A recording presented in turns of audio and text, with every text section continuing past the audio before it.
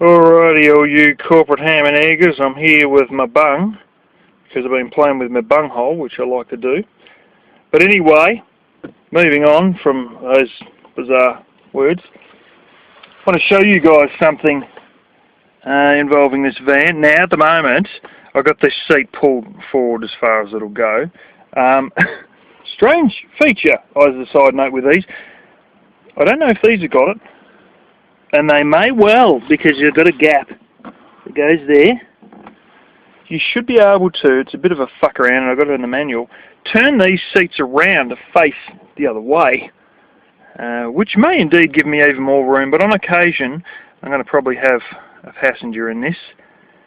Not all the time, but I still want it so it's not too hard to get a passenger in. But anyway, I will show you a few measurements, so keep these measurements in mind as I'm showing you, and I will show you something shocking, and I'm going to outdo all these other fucking lame duck van dwellers with this one thing. So, tape measure.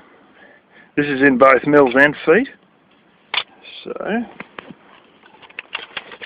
I'm going to get this tape measure. I'm going to run it right to the back tailgate. Now, I've done this previously when we took it for a test drive, but I'm going to show you guys that I have the tape measure at the back there, which I think you can see.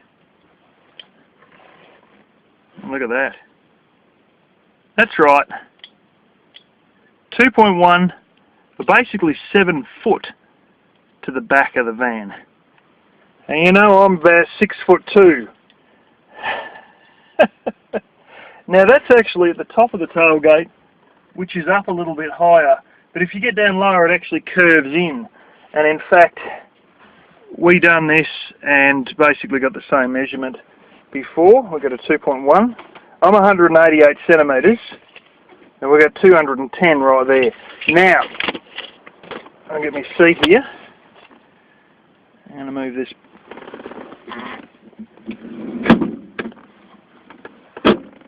Click, there we go. So I'm going to do the same thing again with the seat back.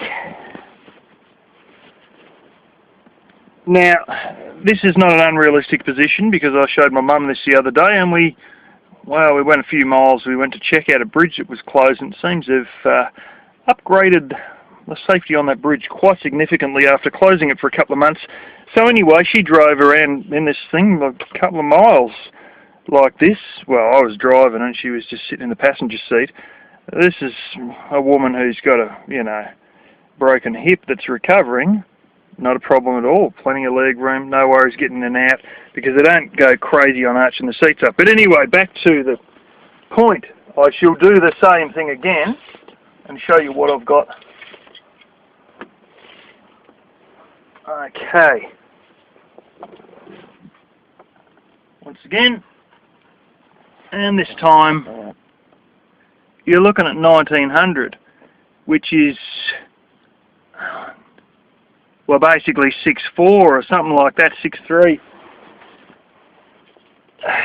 But yeah.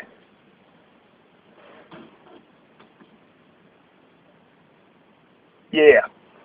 So there you go, 6'3". Now I'm going to go to the back.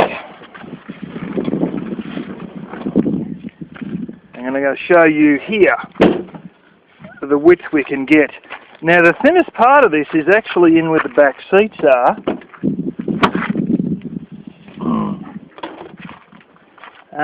Between your, well, your armrest, well, you got your air conditioning there, but you got armrests. Oh, in case you never knew this. Hidey spot. And you got a speaker system. I don't know if these back speakers actually work because it doesn't have the original Hyundai one. I've got a Pioneer, and quite frankly, I don't give a shit, even if it doesn't.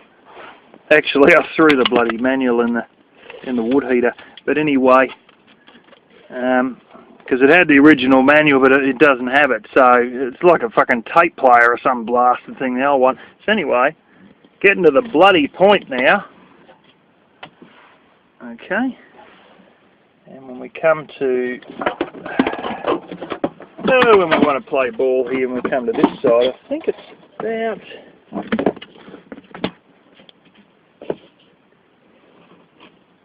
Yeah, you run at about 1260 or 1240, something like that. But yeah, if you're a little bit higher up, like up at the cup holders, it's about 1265 or something. So, you know, 41, 42, somewhere around there. So, now, I'm going to show you something else that is intriguing. It may embarrass the shit out of Mr. Ham and Egger, who loves to brag about his memory foam, blah blah. Anyway, watch this. Okay, now what you're about to see is a revelation to all those van dwellers bragging about their glorious sponge foam, yada yada yada. Now this is a fairly well-known brand. It's very old. It's Captain Snooze, which is a common Australian brand. Yeah, this is one that my grandfather used to have. It's basically what we call in Australia a single. You guys in the States would call it a twin. But it's 1900. Yeah, that's very hard to see because of the stupid ass sunlight. God, fuck, I'm sick of these cameras. Fucking digital. I tell you what, I used to be photographing with a old style film SLR, and we never had this bullshit. So that's 1900 there. That's basically yeah, well, 6'2", 6'4". That's with the passenger seat fully extended back. To take a passenger, you can fit this bastard in. I'm not joking.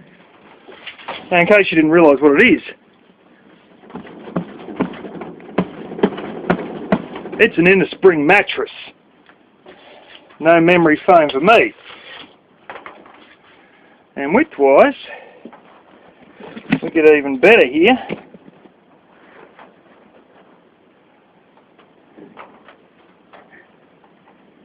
She's about 3'1". Yeah, I'm not joking. 3'1". Yeah, about 940. And what did we have it before?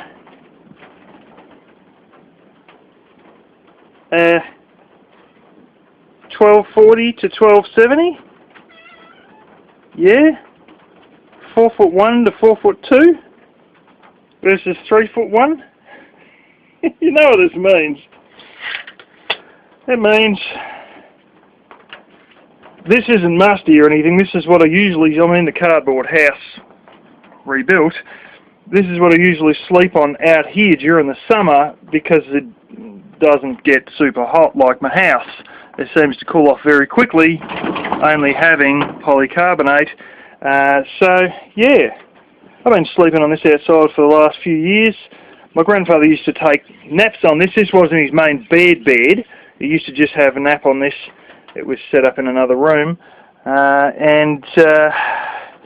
So I've been using this the last few summers, and instead of buying another mattress for the van, when the summer's over and the really hot days are gone, this is just going in the back of the van.